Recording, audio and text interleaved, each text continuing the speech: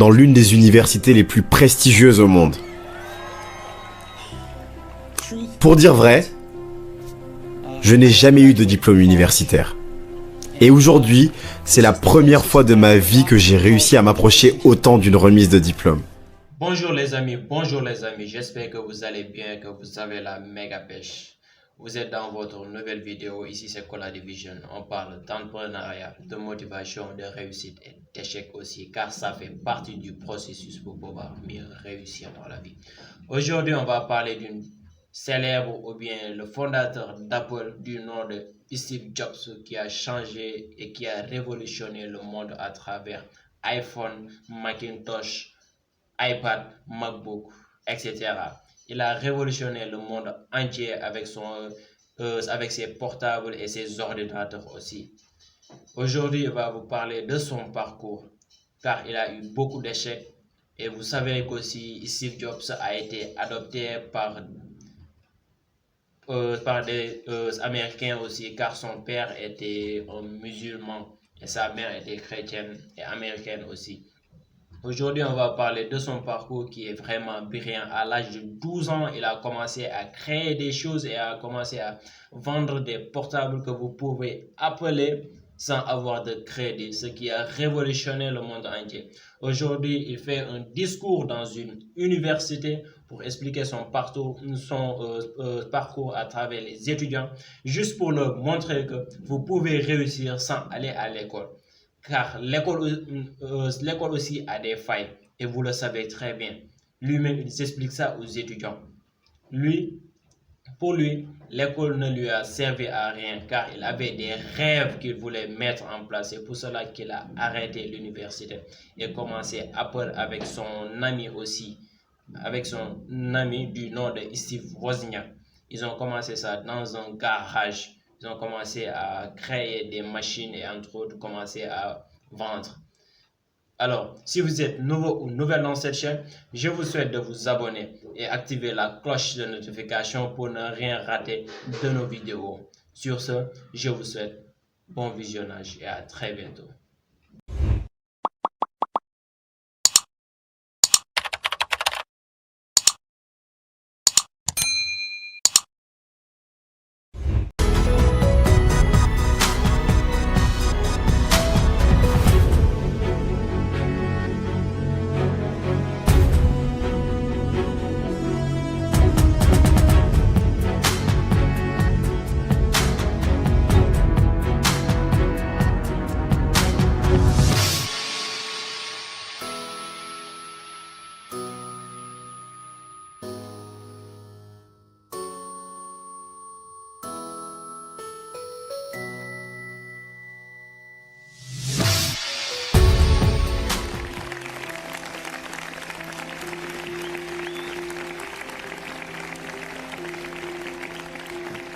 Merci.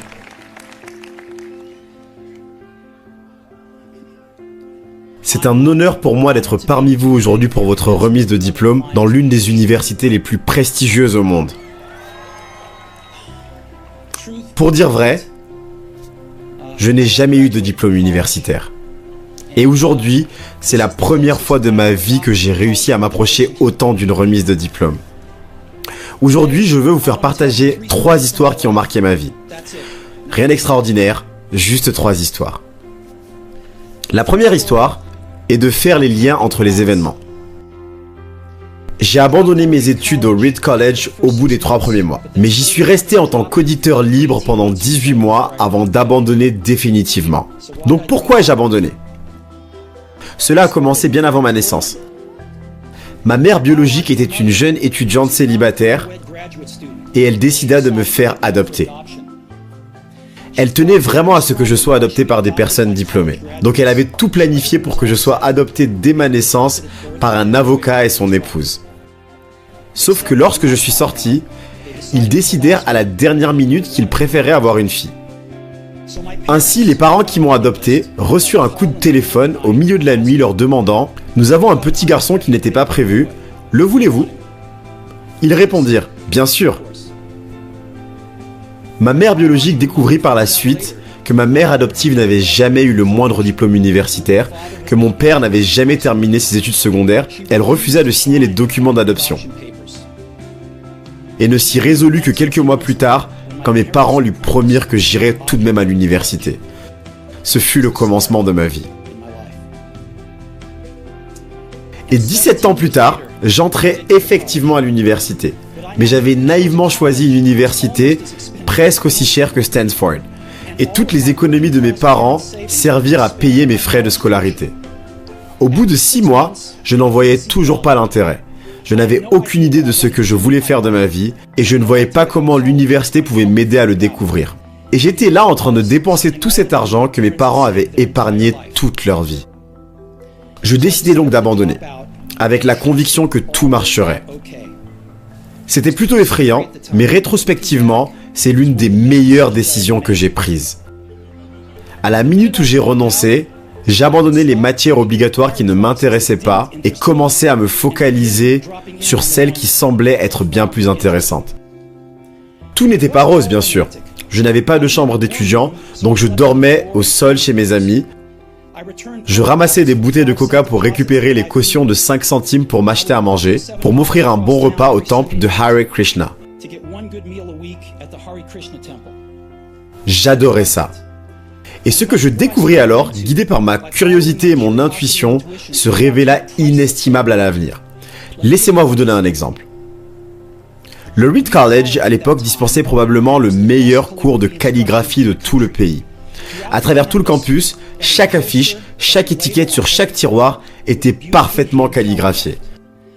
Puisque j'avais abandonné et que je n'avais pas à suivre de cours obligatoires, je décidai de m'inscrire en classe de calligraphie pour apprendre à en faire. J'appris tout ce qui concernait les polices, sérifs et sans sérifs, tout sur la variation d'espace entre les différentes combinaisons de lettres, tout ce qui fait la beauté d'une belle calligraphie. C'était beau, historique, ancré dans l'art d'une telle manière que cela échappait à la science. Et je trouvais ça fascinant. Rien de tout cela n'allait avoir la moindre chance de connaître une application pratique dans ma vie.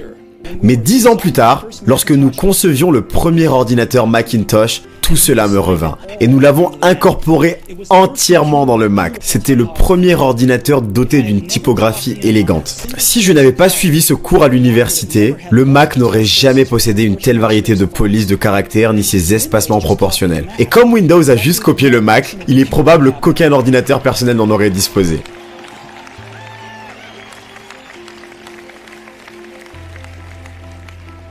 Si je n'avais pas abandonné, je n'aurais jamais suivi ce cours de calligraphie et les ordinateurs personnels n'auraient peut-être pas la merveilleuse typographie qu'ils ont aujourd'hui.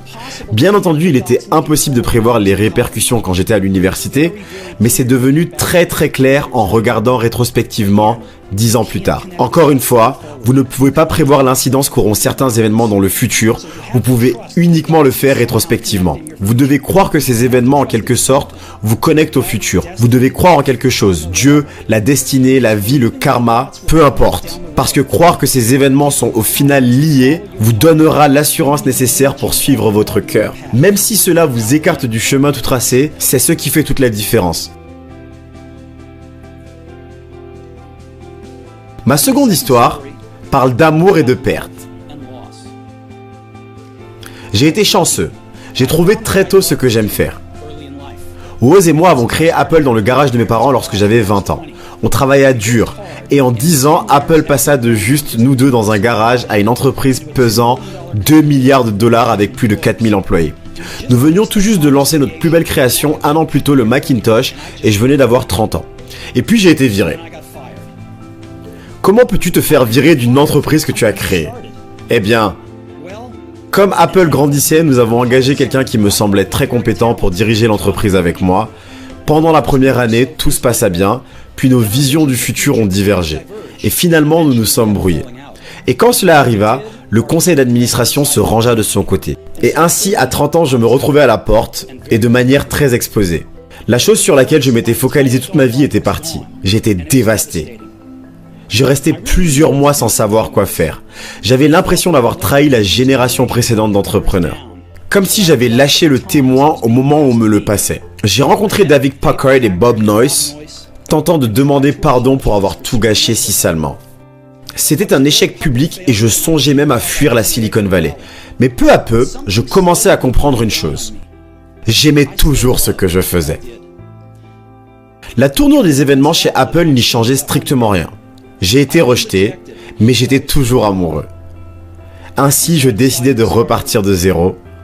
Je ne l'avais pas vu à l'époque, mais il s'avéra que me faire virer d'Apple fut la meilleure chose qui puisse m'arriver. Le poids du succès fut remplacé par le bonheur d'être à nouveau un débutant.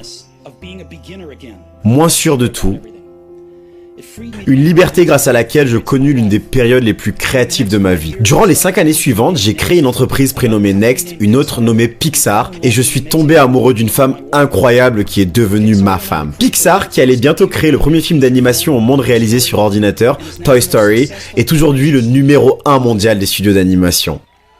Par un remarquable concours de circonstances, Apple acheta Next et je suis retourné chez Apple. Et la technologie que nous avions développée chez Next est aujourd'hui au cœur des raisons de la renaissance d'Apple. Et Lorraine et moi avons fondé une famille merveilleuse. Je suis quasiment certain que tout cela ne serait jamais arrivé si je n'avais pas été viré de chez Apple. Ce fut une cure détestable, mais je pense que le patient en avait besoin. Parfois la vie vous frappe à coups de briques sur la tête, ne perdez pas la foi.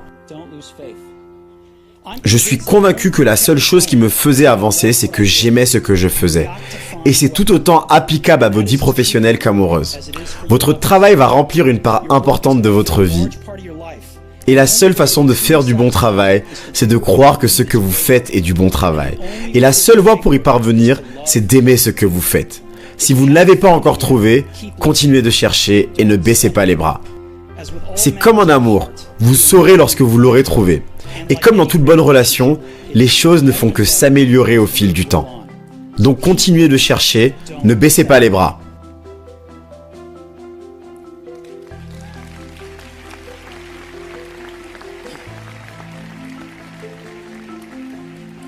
Ma troisième histoire parle de la mort. Quand j'avais 17 ans, j'ai lu une citation qui disait ceci. « Si vous vivez chaque jour comme s'il était le dernier, vous finirez un jour par avoir raison. »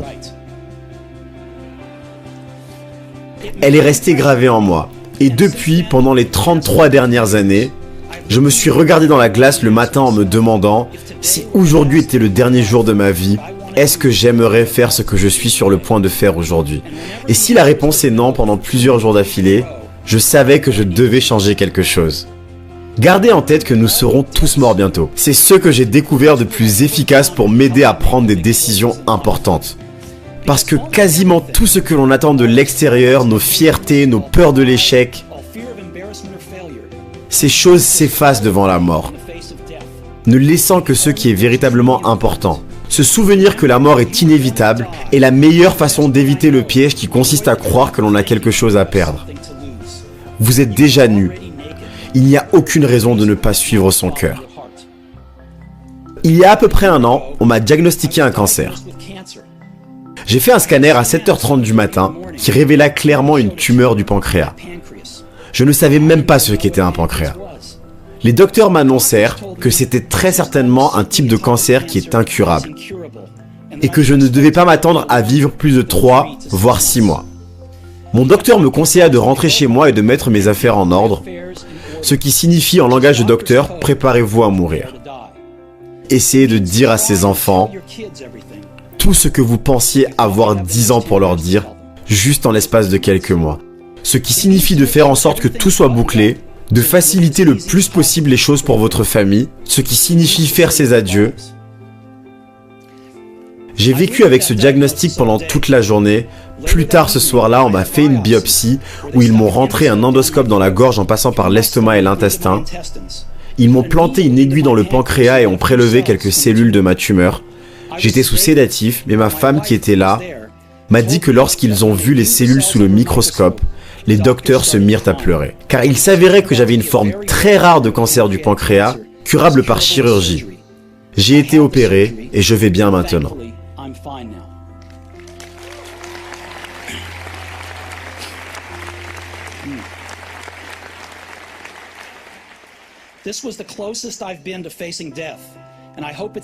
Je n'ai jamais été aussi près de la mort que cette fois-là, Et j'espère que ça le restera pendant encore quelques décennies pour avoir vécu avec ça. Je peux vous le dire avec plus de certitude que lorsque la mort n'était pour moi qu'un concept, certes utile, mais purement intellectuel.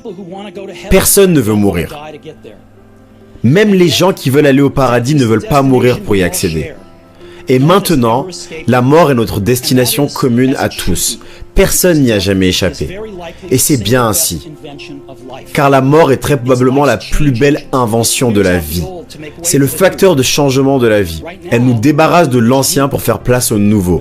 Pour le moment, le nouveau, c'est vous.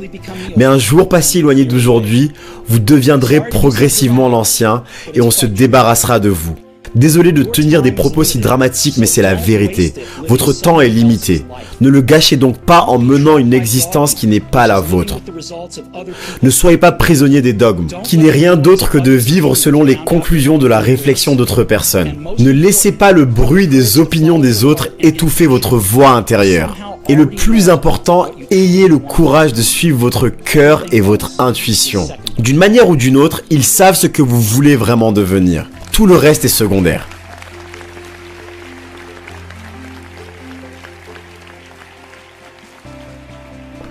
Quand j'étais jeune, il y avait une extraordinaire publication, The Whole Earth Catalog.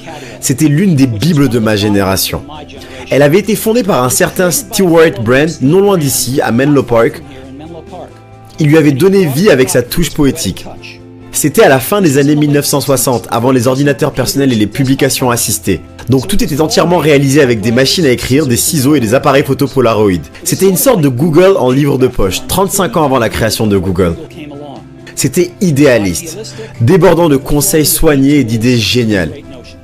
Stewart et son équipe ont publié plusieurs numéros de The Whole Earth Catalog, et ainsi quand ils eurent épuisé la formule, ils sortirent un dernier numéro. C'était au milieu des années 70, j'avais votre âge.